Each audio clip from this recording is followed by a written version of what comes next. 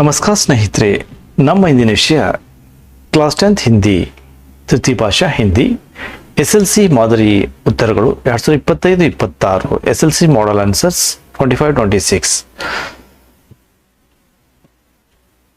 Model ಪತ್ರಿಕೆ 1ನೇದು ಈ ವಿಡಿಯೋದಲ್ಲಿ ಸಂಪೂರ್ಣವಾಗಿ ಆನ್ಸರ್ ಕೀ ನೋಡೋಣ. Third language Hindi SLC model answer 25-26 model की आंसर पेपर 1. प्रश्न 1. निम्नलिखित प्रश्नों के लिए 4 विकल्प सुझे गए हैं. इनमें से सर्वाधिक उचित विकल्प संकेताक्षर सही पूर्ण रूप में लिखिए. प्रश्न 1. घटना शब्द का विलोम रूप है. प्रश्न 1. घटना शब्द का विलोम रूप है. उत्तर ए. उत्तर है ए बढ़ना. उत्तर ए बढ़ना. प्रश्न 2. निम्नलिखित में से पुल्लिंग शब्द है. पुरुष. उत्तर सी पुरुष. प्रश्न 3. पट्टी शब्द का अन्य वचन रूप है. डी पट्टियां. डी पट्टियां. प्रश्न 4. बैठना शब्द का प्रथम प्रेरणार्थक रूप क्रिया रूप है. बैठना शब्द का प्रथम प्रेरणार्थक क्रिया रूप है. उत्तर सी बिठाना. उत्तर सी बिठाना. प्रश्न 5. अत्यंत शब्द का इस संधि के लिए उदाहरण है. यण संधि. उत्तर ए यण संधि. प्रश्न 6. निम्नलिखित में से द्वंद्व समास के लिए उदाहरण है. डी माता पिता. डी माता पिता. प्रश्न 7. थोड़ी देर के बाद सुबह हो जाएगी. वाक्य में प्रयुक्त विराम चिन्ह है. सी पूर्ण विराम. सी पूर्ण विराम. प्रश्न 8. आप साधारण रोबोट से काम चला सकते हैं. प्रश्न 8. आप साधारण रोबोट से काम चला सकते हैं. उत्तर बी से. आप साधारण रोबोट से काम चला सकते हैं. उत्तर बी से. निम्नलिखित प्रथम 2 शब्दों के सूचित संबंध के अनुरूप तीसरे शब्द का संबंध शब्द लिखिए. प्रश्न 9. कश्मीरी सेब बेचने वाला. कश्मीरी सेब बेचने वाला बेईमान. रेवड़ियां बेचने वाला ईमानदार. उत्तर ईमानदार. प्रश्न 10. स्थानीय ठेकेदार जलालुद्दीन.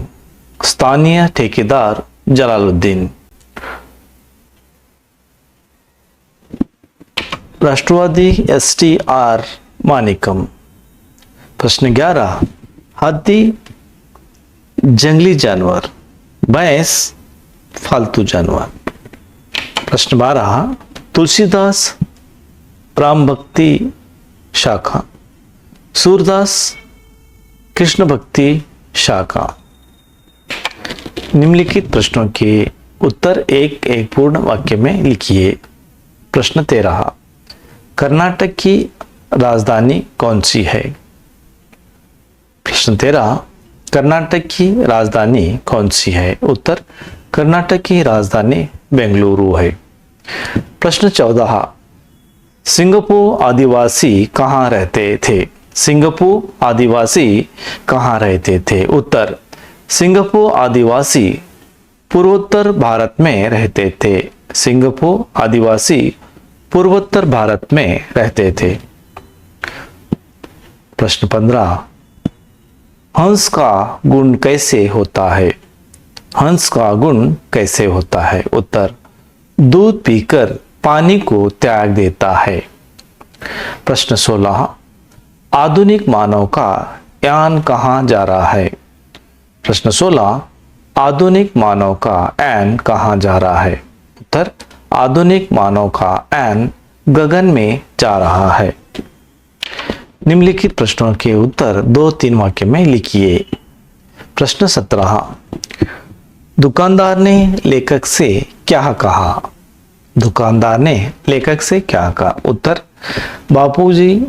बाबूजी बड़े मजेदार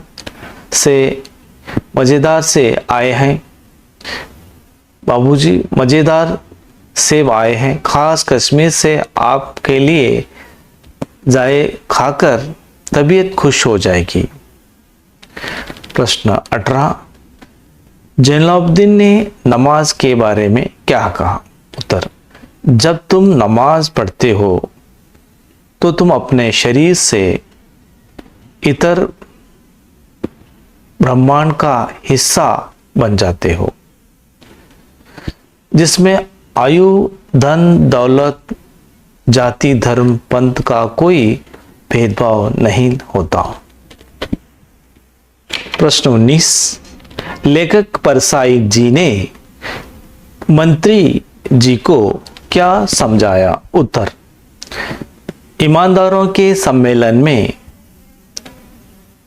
पुलिस ईमानदारों की तलाशी करे तो यह बड़ी अशोभनीय बात होगी। इतने बड़े सम्मेलन में थोड़ी गड़बड़ी होगी ही। प्रश्न 20, बाल शक्ति की टोली गांव का उद्धार कैसे करती है? बाल शक्ति की टोली गांव का उद्धार कैसे करती है? उत्तर, गांव के चारों तरफ पेड़ पौधे लगाते हैं, गांव के गड्ढों को मिट्टी से दांपते हैं यानी मूसते हैं, गांव का कचरा एक निश्चित जगह में डालते हैं। इस प्रकार गांव को एक नया जीवन प्रदान करते हैं। प्रश्न 21, बलराम कृष्ण के माता पिता के बारे में क्या कहता है? बलराम कृष्ण के माता पिता के बारे में क्या कहता है? उत्तर, माता यशोदा ने कृष्ण को जन्म नहीं दिया, उसे मोल लिया गया है। नंद और यशोदा तो गोरे हैं, पर उसकी शरीर क्यों काला है? प्रश्न 22, कविता में मानव के सही परिचय को कैसे दर्शाया गया है? कविता में मानव के सही परिचय को कैसे दर्शाया गया है? उत्तर, प्रकृति पर विजय प्राप्त करना मनुष्य की साधना है। प्रकृति पर विजय प्राप्त करना मनुष्य की साधना है। मानव के बीच स्नेह का बांधना मानव की सिद्धि है। जो मानव दूसरों मानव से प्रेम का रिश्ता जोड़कर आपस की दूरी मिटाकर वही मानव कहलाने का अधिकार होगा। प्रश्न 23, सौरमंडल में शनि ग्रह का स्थान क्या है? उत्तर, शनि सौरमंडल का दूसरा बड़ा ग्रह है। बृहस्पति के बाद शनि ग्रह की कक्षा है। अथवा प्रश्न 23 का शनि का निर्माण किस प्रकार हुआ है? उत्तर, शनि ग्रह का निर्माण हाइड्रोजन, हीलियम, मीथेन और अमोनियम गैसों से बना है। प्रश्न 24, शास्त्र में सत्य बोलने का तरीका कैसे समझ गया है? शास्त्र में सत्य बोलने का तरीका कैसे समझाया गया है? उत्तर, सच बोलो जो दूसरों को प्रिय लगे। सच बोलो जो दूसरों को प्रिय लगे, अप्रिय सत्य मत बोलो। प्रश्न 24 में अथवा प्रश्न पूछा गया है, मीना मैडम ने अंत में बच्चों को क्या संदेश दिया? उत्तर, आज के बच्चे कल के नागरिक हैं। बच्चों, आज से ही नहीं तो अभी से ही नागरिक के कर्तव्य का पालन करना शुरू करो। इसमें आपकी हित होगा और देश का भी हित होगा, देश का भी। निम्नलिखित प्रश्नों के उत्तर 3-4 वाक्यों में लिखिए। प्रश्न 25, गिल्लू और लेखिका के बीच में स्नेह भाव का वर्णन कीजिए। उत्तर, महादेव वर्मा को पशु पक्षियों से प्रेम था। महादेवी वर्मा को पशु पक्षियों से प्रेम था, इसलिए उन्होंने गिलहरी को कौवों से बचाया, उसके लिए झूला तैयार किया, उसे बड़े प्यार से थाली के पास बिठाकर खाना सिखाया, मीन्स खिलाया। मरते समय उसे बचाने की पूरी कोशिश की। सोनूजुई की लता के नीचे उसकी समाधि बनाई। प्रश्न 26, कर्नाटक की शिल्पकला अनोखी है, स्पष्ट कीजिए। प्रश्न 26, कर्नाटक की शिल्पकला अनोखी है और स्पष्ट कीजिए। उत्तर, कर्नाटक की शिल्पकला अनोखी है। बादामी, ऐहोळे, पट्टदकल के मंदिर बहुत सुंदर है। बेलूरू, हड़ेबीडू, सोमनाथपुर के मंदिर की मूर्तियां सजीव लगती हैं। श्रवणबेळगोळ के गोमटेश्वर की 57 फीट ऊंची मूर्ति दुनिया को त्याग और शांति का संदेश देती है। प्रश्न 27 27, सोशल नेटवर्किंग साइटों के कारण समाज पर क्या प्रभाव पड़ रहा है, उत्तर समझाइए। उत्तर, सोशल नेटवर्किंग एक क्रांतिकारी खोज है जिसने दुनिया भर के लोगों को एक जगह ला खड़ा किया है। इसके कई साइट हैं, फेसबुक, ट्विटर, लिंक्डइन आदि। इन साइटों के कारण देश विदेश के लोगों के रहन सहन, खान पान, वेशभूषा, कला, संस्कृति आदि का प्रभाव शीघ्र शीघ्र हमारे समाज पर पड़ रहा है। प्रश्न 28, धीरज सक्सेना ने घर में रोबोट रखने का निर्णय क्यों लिया। उत्तर, धीरज सक्सेना के परिवार में साधुराम नाम एक नौकर था। एक दिन वह चलती बस से गिर गया। उसे खतरनाक चोट आई, अस्पताल में भर्ती करना पड़ा। सक्सेना का परिवार बड़ा था, उसे अपने परिवार वालों का यह कष्ट न देखा गया, इसीलिए धीरज सक्सेना ने घर में रोबोट रखने का निर्णय किया। प्रश्न 29, महिला की साहसिकता पाठ से हमें क्या सीख मिलती है, स्पष्ट कीजिए। महिला की साहसिकता पाठ से हमें क्या सीख मिलती है, स्पष्ट कीजिए। उत्तर, महिला की साहसिकता पाठ से यह सीख मिलती है कि महिलाओं साहस प्रदर्शन में पुरुषों से कम नहीं। इस पाठ से छात्र साहस, धैर्य, अथक परिश्रम, मुसीबतों का सामना करना, दृढ़ निश्चय आदि आदर्श गुण सीखते हैं। साथ ही हिमालय में ऊंची चोटियों की जानकारी भी प्राप्त करते हैं। प्रश्न 30, कवि मातृभूमि कविता में प्रकृति समृद्धि का वर्णन कैसे करते हैं। कवि मातृभूमि में कविता में प्रकृति समृद्धि का वर्णन कैसे करते हैं। उत्तर, मातृभूमि का प्रकृति सौंदर्य का अत्यंत सुंदर है। मातृभूमि के खेत हरे भरे हैं। मातृभूमि के वन उपवन फूल फलों से भरे हैं। मातृभूमि के अंदर अपार खनिज संपद है। प्रश्न 31, समय अनमोल है, कविता के आधार पर स्पष्ट कीजिए। समय अनमोल है, कविता के आधार पर स्पष्ट कीजिए। उत्तर, समय अत्यंत अनमोल है। समय का महत्व धन से भी अधिक है। बीता हुआ समय कभी वापस नहीं आता। संसार की कोई भी संपत्ति उसकी बराबरी नहीं कर सकती। प्रश्न 32 निम्नलिखित दोहे का भावार्थ अपने शब्दों में लिखिए। दया धर्म मूल है, पाप मूल अभिमान, तुलसी दया न जाड़िए जब लग घट में प्राण। उत्तर, इस भावार्थ दोहे का भावार्थ, तुलसीदास जी कहते हैं कि दया धर्म का मूल है और पाप का मूल अभिमान है। जब तक हमारे शरीर में प्राण है तब तक हमें दयालु बने रहना चाहिए।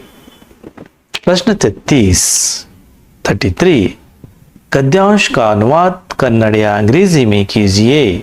सत्य ही महिमा है, सत्य ही महिमा है, महिमा अपार है। सत्य असत्य शक्तिशाली, अत्यंत सत्य अत्यंत शक्तिशाली है। अंत हमें सत्य बोलने का अभ्यास करना चाहिए। इसको और एक बार रीड करेंगे। सत्य की महिमा अपार है, सत्य अत्यंत शक्तिशाली, अंत में हमें सत्य बोलने का अभ्यास करना चाहिए। हम इसको कन्नड़ में अनुवाद करके लिखे हैं, इसको रीड करेंगे। सत्यದ ಮಹಿಮೆ ಅಪಾರವಾಗಿದೆ, ಸತ್ಯವು ಅತ್ಯಂತ ಶಕ್ತಿಶಾಲಿಯಾಗಿದೆ, ಆದ್ದರಿಂದ ನಾವು ಸತ್ಯವನ್ನು ಹೇಳುವ ಅಭ್ಯಾಸವನ್ನು ಮಾಡಬೇಕು. The glory of truth is immense. The truth is very powerful. Therefore, it must be make it habit to speak the truth. निम्नलिखित प्रश्नों के उत्तर 5-6 वाक्यों में लिखिए। प्रश्न 34 बसंत की ईमानदारी और स्वाभिमान गुण का परिचय दीजिए। बसंत की ईमानदारी और स्वाभिमान का गुण का परिचय दीजिए। उत्तर, बसंत एक ईमानदार बालक था। वह छलनी बटना दयासलाई आदि बेचकर अपना जीवन चलाया था। वह स्वाभिमानी बालक था, किसी से दया की भीख नहीं लेता। मोटर दुर्घटना में घायल होने के बावजूद उसने राजकिशोर के पैसे अपने भाई के हाथ में देकर वापस लौटाया। इस प्रकार बसंत एक ईमानदार और स्वाभिमानी बालक था। 34 में अथवा प्रश्न भी पूछा गया है। पंडित राजकिशोर परोपकार गुणों के व्यक्ति थे। पंडित राजकिशोर परोपकार गुणों के व्यक्ति थे, स्पष्ट कीजिए। उत्तर, पंडित राजकिशोर मजदूरों के नेता थे। वे मजदूरों की बस्तियों में जाकर उनकी देखभाल करते थे। बाजार में मिले बसंत से प्रभावित हुए उसे मदद करने की इच्छा से एक छलनी खरीद ली। घायल बसंत की इलाज की पूरी जिम्मेदारी ली। बसंत को अस्पताल पहुंचाने का प्रबंध भी किया। इस प्रकार पंडित राजकिशोर एक परोपकारी व्यक्ति थे। प्रश्न 35 जो कविताएं पूर्ण कीजिए। असफलता डैश डैश भागो तुम। असफलता, इस पद को पूर्ण करेंगे। असफलता एक चुनौती है, असफलता एक चुनौती है, उसे स्वीकार करो। असफलता एक चुनौती है, उसे स्वीकार करो। क्या कमी रह गई देखो और सुधार करो।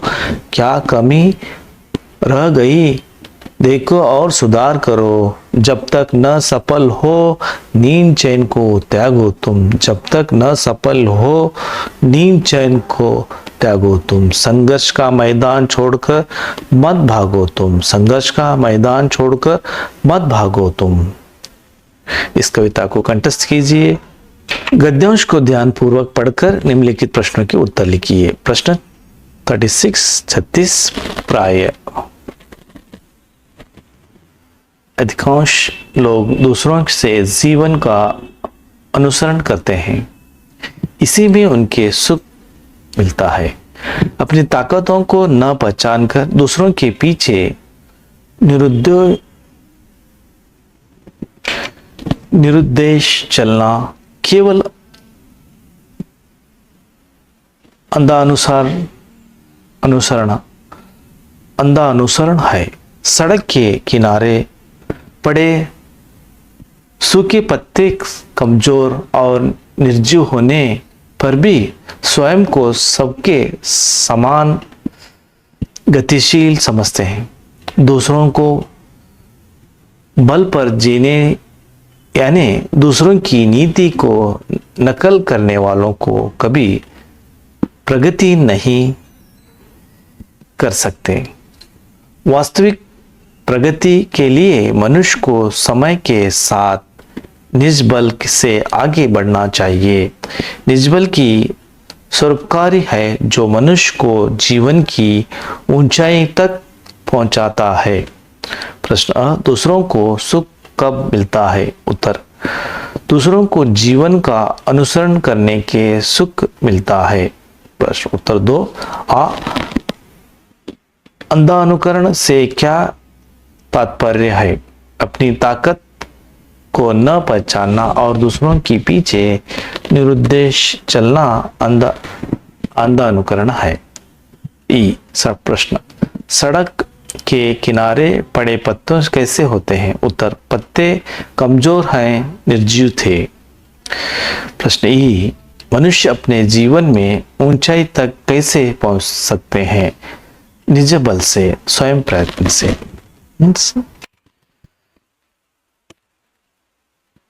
12-15 वाक्यों में किसी एक विषय के बारे में निबंध लिखिए। मीन्स निबंध। क्वेश्चन 37, प्रश्न, स्त्री शिक्षा के बारे में प्रस्तावन। शिक्षा हम सभी के जीवन के लिए बहुत जरूरी है। कहा जाता है कि अगर आप एक लड़के को पढ़ाते हैं तो एक व्यक्तित्व को पढ़ाते हैं, लेकिन अगर आप एक लड़की को पढ़ाते हैं तो आप पूरे परिवार को पढ़ाते हैं। पुराने समय में लड़कियों को स्कूल नहीं भेजा जाता था, लेकिन आज के समय में लड़कियों का पढ़ना बहुत जरूरी हो गया है। अर्थ, एक पढ़ी लिखी महिला अपनी परिवार की सेहत अच्छे से ध्यान रख सकती है। उसे पता होता है कि घर में साफ सफाई कैसे रखना और बच्चों को पौष्टिक खान कैसे देना है। एक शिक्षित माँ अपने बच्चों को अच्छी आदत सिखाती है और उनकी पढ़ाई में भी मदद करती है। इससे पूरा परिवार स्वस्थ और खुशहाल रहता है। स्त्री शिक्षा की आवश्यकता क्यों है, देखेंगे। शिक्षा में महिलाओं को अपने पैरों पर खड़ा होना सिखाते हैं। अगर लड़कियां पढ़ लिख जाती हैं तो अच्छी नौकरी पर नौकरी कर सकती हैं और पैसे कमा सकती हैं। इससे वह अपने घर का खर्च चलाने में मदद कर सकती हैं। जब महिलाएं पैसे कमाती हैं तो उन्हें अपनी जरूरत के लिए किसी और निर्भर पर नहीं रहना पड़ता। उपसार, अगर हम चाहते कि हमारे देश भारत तरक्की करे तो हमें लड़कियों को भी लड़कों को के बराबर शिक्षा देनी चाहिए होगी। शिक्षित लड़की ही आगे चलकर एक अच्छा समाज बना सकती है। हमें बेटी बचाओ बेटी पढ़ाओ के नारे को सच करना होगा और हर लड़की को स्कूल भेजना होगा। दूसरा निबंध जो है इंटरनेट प्रस्तावन। आजकल हम हर जगह नया शब्द सुनते हैं, वह इंटरनेट एक बहुत बड़ा जाल है जो दुनिया भर में करोड़ों कंप्यूटर और मोबाइल फोन को आपस में जोड़ता है।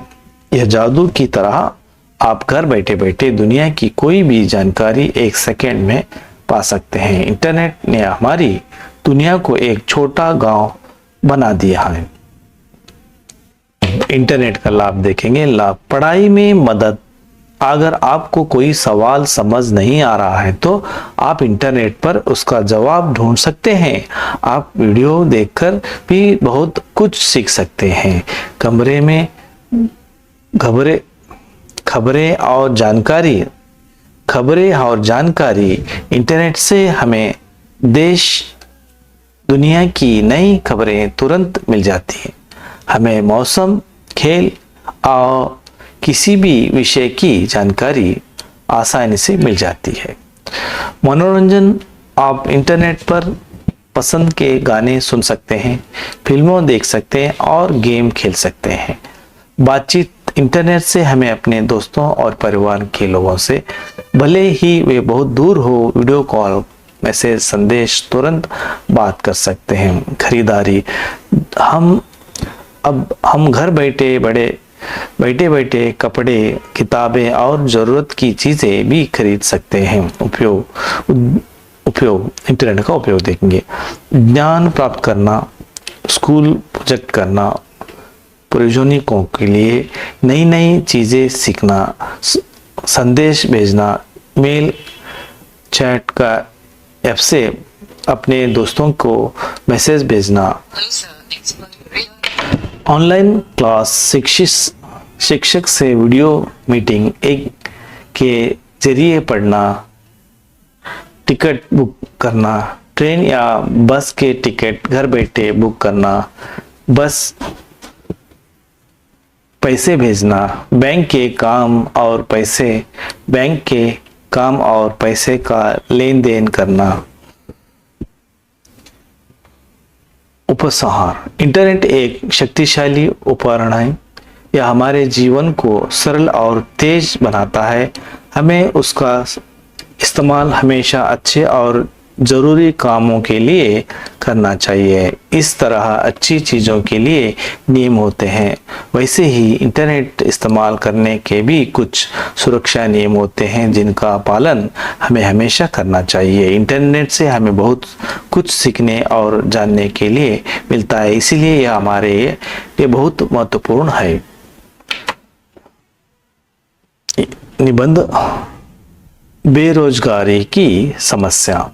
प्रस्तावन, बेरोजगारी का मतलब है जब किसी का काम करने वाला व्यक्ति को काम नहीं मिल पाता। हमारे यह युवा लोग जब लोगों को काम नहीं मिलता तो वह गरीब रह जाते हैं और उन्हें बहुत निराश होता है।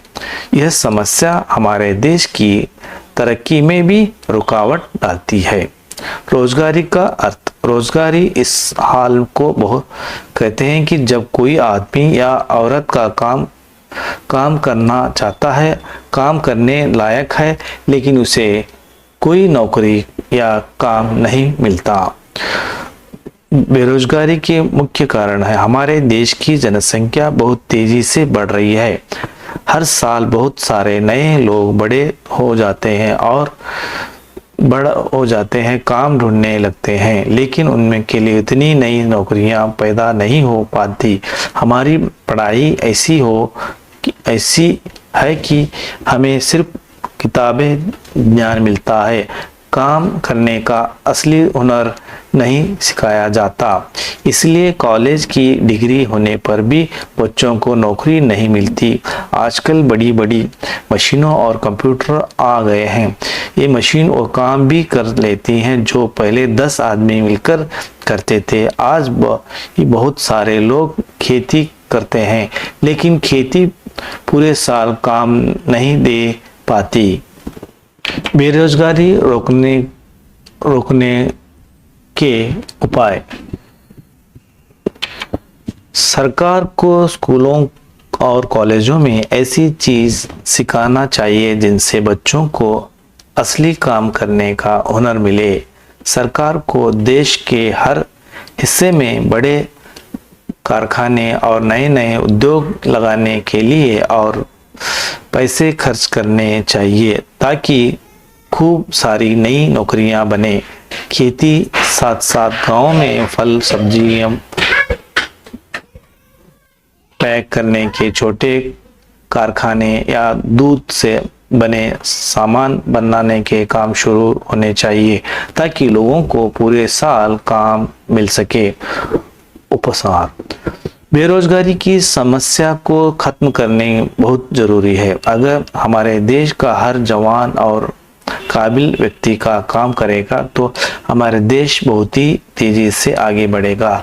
हम सबको मिलकर पढ़ाई ध्यान देकर और नए हुनर सीखकर इस समस्या को हराना चाहिए, तभी हमारा भारत एक मजबूत और खुशहाल राष्ट्र बन पाएगा। निम्नलिखित बारे में पत्र लिखिए। कोई सकारण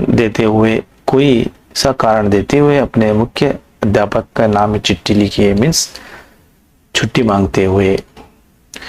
अब का किसी भी नाम लिखिए। 10वीं कक्षा आदर्श विद्यालय मैसूर सेवा में ध्यान प्राध्यापक जी, आदर्श विद्यालय मैसूर, अपना कोई भी मैसूर, बेंगलुरु, बीजापुर कुछ भी लिखिए। आदरणीय महादेव, विषय 2 दिन या 3 दिन छुट्टी मांगते हुए कुछ लिखिए। यहाँ 2 दिन लिखा है, 2 दिन लिखिए। उपरांत विषय के अनुसार आपसे सवनीय निवेदन है कि मैं बीमार हूँ, हमें इलाज करने के लिए बेंगलुरु जा रहे हैं, हम 2 दिन की स्कूल नहीं आ सकते, इसीलिए आप मुझे दिनांक 26/9/25, 27/25 तक आप दिनांक कुछ भी लिख सकते हैं, 3 दिन की छुट्टी तक 3 दिन की छुट्टी मांग सकते हैं, कृपया करें। धन्यवाद सहित लिखकर आप आज्ञाकारी छात्र इधर अब लिखिए। स्थान मैसूर, अभिभावक के हस्ताक्षर भी होना चाहिए। अथवा पत्र, अपनी परीक्षा की तैयारी के बारे में बताते हुए अपने माताजी को पत्र लिखिए। से यानी अब का 10वीं कक्षा आदर्श विद्यालय मैसूर। पूज्य माताजी, सादर प्रणाम, मैं यहाँ ठीक हूँ और आशा करता हूँ कि आप भी कुशल होंगी। मुझे आपका पत्र मिला और यह जानकर बहुत खुशी हुई। घर में सब ठीक हैं। मैं आपकी अपनी पढ़ाई के बारे में बताना चाहता हूँ। मेरी पढ़ाई यहाँ बहुत अच्छी चल रही है।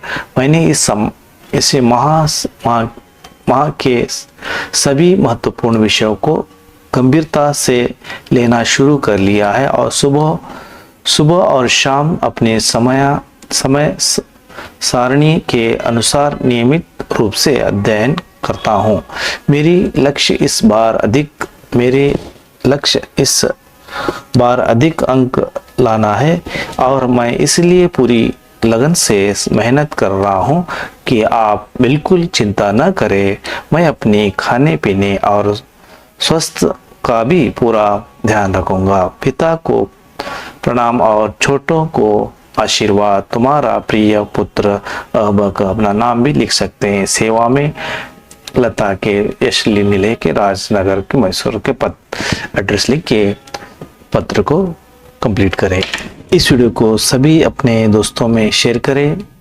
ज़्यादा से ज़्यादा वीडियो देखने के लिए expert career academy YouTube channel को मिलिए, ज़्यादा वीडियो देखिए। धन्यवाद।